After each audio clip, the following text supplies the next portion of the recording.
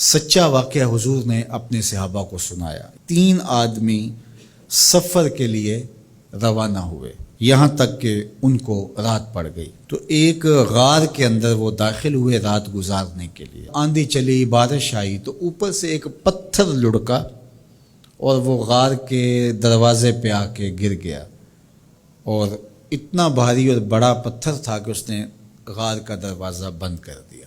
انہوں نے آپس میں بات کی اور کہا، تم اس غار میں پھنس گئے ہو، اب یہاں سے نکل نہیں سکتے مگر یہ کہ تمہارے وہ عمل جو محض اللہ کی رضا کے لیے تم نے کیے ہیں، ان اعمال کا وسیلہ دے کے اللہ سے دعا مانگو۔ ان میں سے ایک آدمی نے کہا، اللہ میرے ماں باپ بوڑھے تھے، اور میں جب بھی بکریاں چرا کر کے آتا تو میں دودھ دو کر کے سب سے پہلے اپنی ماں کو اور اپنے باپ کو پیش کرتا۔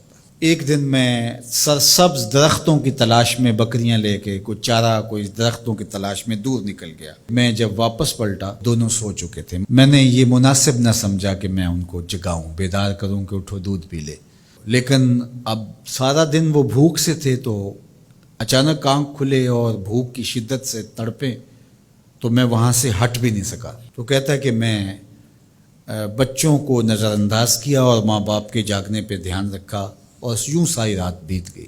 میرے ماں باپ فجر کے وقت جب اٹھے، وہ دودھ ان کو پیش کیا۔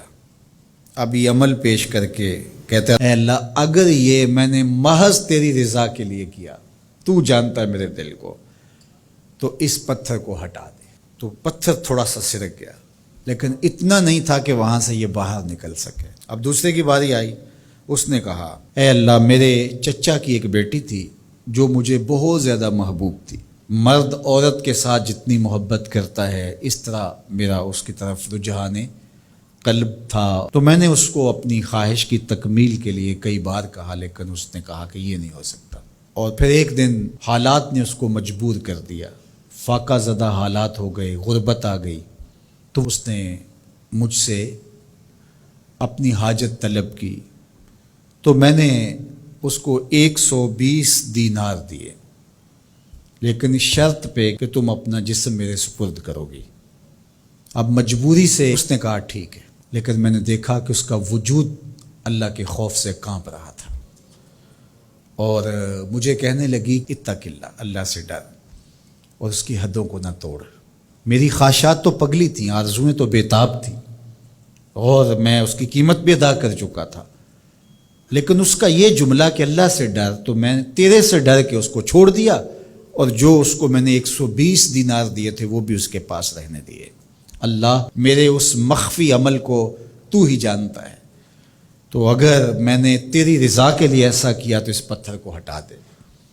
تو پتھر تھوڑا سا ہٹ گیا، سوراخ تو زیادہ ہو گیا، لیکن ابھی بھی وہاں سے گزرنا ممکن نہیں تھا۔ اب تیسرے نے کہا، اے اللہ میں مزدوروں سے کام لے رہا تھا اور ان کی مزدوری میں نے دے دی، ایک مزدور بتائے بغیر چلا گیا، تو میں نے کیا کیا کہ اس کے مزدوری کے پیسے کاروبار میں لگا دیے، کاروبار میں برکت ہوئی، اور بہت زیادہ وہ کاروبار جو اس کی مزدوری سے شروع کیا گیا تھا پھیل گیا۔ تھوڑی سی مزدوری تھی لیکن کاروبار بہت پھیل گیا۔ اب میں اس کے اندر کچھ ایک آنا ٹگا نہیں لیا۔ ایک عرصے کے بعد وہ شخص آیا، اس نے کہا مجھے میری مزدوری دے۔ تو میں نے کہا یہ بکریاں، یہ بھیڑیں، یہ اونٹ، یہ غلام، یہ نوکر چاکر، یہ سب کچھ ہے، یہ تیری مزدوری ہے۔ تو اس نے کہا میرے ساتھ مذاق نہ کر، وہ میں تو مزدوری کے وہ چند جو لینے آیا ہوں اور آپ کہتے ہیں یہ سب کچھ تیرا ہے۔ تو اس نے ساری صورتحال بتائی، تو اس نے وہ ساری بکریاں، وہ سارے اونٹ، ساری گائے اور سارے غلام ہانکے اور چل دیا۔ کہا اے اللہ اگر یہ عمل میں نے تجھے راضی کرنے کے لیے کیا تھا تو پتھر کو ہٹا دے۔ تو حضور نے فرمایا وہ پتھر ہٹ گیا اور یہ چلتے ہوئے باہر آ گئے۔ جب اللہ کی رضا کے لیے کام کیے تو مشکلوں سے نکلنے کے راستے ملتے۔ ایک روایت میں آتا ہے جو آسانی کے وقت اللہ کو فراموش نہیں کرتا، اوکھے ویلے اللہ اس کو فراموش نہیں کرتا۔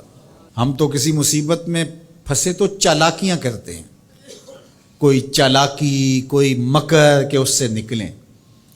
تو مصیبت میں پھنسیں تو دعا کے لیے ہاتھ پھیلا لیں اور اچھے اعمال کا اللہ کی بارگاہ میں وسیلہ پیش کریں۔ تو زندگی میں ایسا ذخیرہ اعمال کا جمع کرو کہ جب مشکل بنے تو ان اعمال کا وسیلہ پیش کر کے مشکلات سے نکلنے کا راستہ ملے.